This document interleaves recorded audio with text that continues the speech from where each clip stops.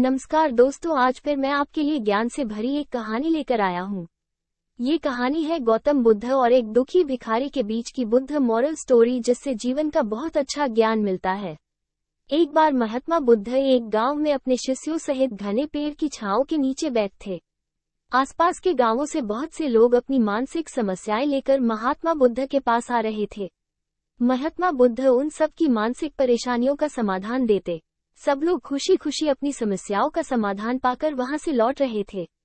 वहीं से कुछ दूर बैठा लोगों को बुद्ध के पास जाते देख एक दुखी भिखारी अपने भाग्य को कोसता हुआ यही सोचने लगा कि अभी कुछ देर पहले तो ये लोग दुखी मन से मुंह लटकाए उन महात्मा के पास गए थे, और अब इतना खुश होकर कैसे वापस लौट रहे हैं। आखिर माजरा क्या है, जरा मैं भी जाकर देखूं कि वो महात्मा ऐसा कौन सा खजाना बांट रहा है इन लोगों को। वे इतने प्रसन्न हुए कि उनके चेहरे लाल हो गए। जब वो दुख भिखारी कुछ नजदीक गया तो उसने देखा कि ये महात्मा तो लोगों को प्रवचन देकर लोगों के दुख का निवारण कर रहे हैं। ये देखकर भिखारी के मन में भी तीव्र इच्छा हुई कि क्यों न मैं भी इन महात्मा को अपना दुख बताऊं। मुझे भी अपने दुख का समाधान अवश्य मिलेगा। बस फिर क्या था, समाधान पाने की लालसा लिए भिखारी महात्मा बुद्ध के सामने पहुंचा और हाथ जोड़कर प्रणाम करते हुए बोला, हे महात्मा बुद्ध, मैं भी लोगों की मदद करना चाहता हूँ। मुझे लोगों की मदद करने की बहुत इच्छा है, लेकिन मैं कैसे मदद कर सकता हूँ? मैं बहुत गरीब हूँ। मेरे पास न तो पैसे हैं और न ही कोई ऐसी चीज जिससे मैं किसी की मदद कर सकूं। मैं कोशिश करने पर भी किसी की मदद नहीं कर सकता। मुझे भगवान ने इतना गरीब क्यों बनाया? हे महात्मा, मुझ पर कुछ कृपा करो। इतना बोलते हुए भिखारी रोने लगा।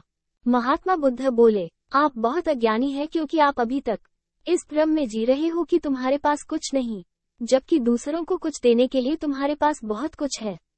तुम बिना धन और वस्तु के भी दूसरों की मदद कर सकते हो। तुम्हारे पास जुबान है जिससे तुम मीठे शब्द बोलकर किसी के दुखी चेहरे पर मुस्कान ला सकते हो। इन्हीं शब्दों की ताकत से तुम किसी के भी टूटते हौसलों को फिर से मजबूत कर सकते हो। इन शब्दों की शक्ति से आप किसी के भी मन में सकारात्मक विचारधारा के बीज बो सकते हैं और उसे गलत रास्ते पर जाने से रोक सकते हैं। तुम्हारे दो हाथों से किसी भी कमजोर या लाचार व्यक्ति की सहायता कर सकते हो। आपके दो आंखें किसी अंधे को रास्ता दिखा सकते हैं। तुम किसी के लिए दुआ कर सकते हो। ये हो सकता है कि उनके बुरे काम फिर से हो जाएं। आप किसी के अच्छे स्वास्थ्य की कामना कर सकते हैं, लेकिन अज्ञानतावश तुम अब तक इस बात को समझ नहीं पाए और इस भ्रम में अब तक जीते रहे कि तुम्हारे पास मदद करने के लिए कुछ नहीं।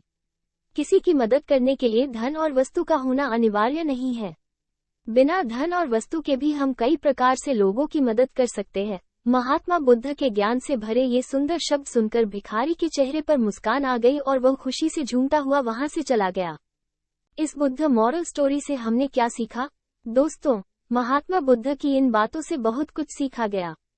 आजकल बहुत से लोग ये सोचकर दुखी होते हैं कि मेरे पास ये नहीं है, बल्कि जो आपके पास है उसी में संतुष्ट रहना सीखें और बिना मतलब के लोगों की मदद करें। इन्हीं से आपको परम सुख की प्राप्ति होगी। तो दोस्तों, ये बुद्ध मॉरल स्टोरी आपको कैसी लगी जरूर बताना।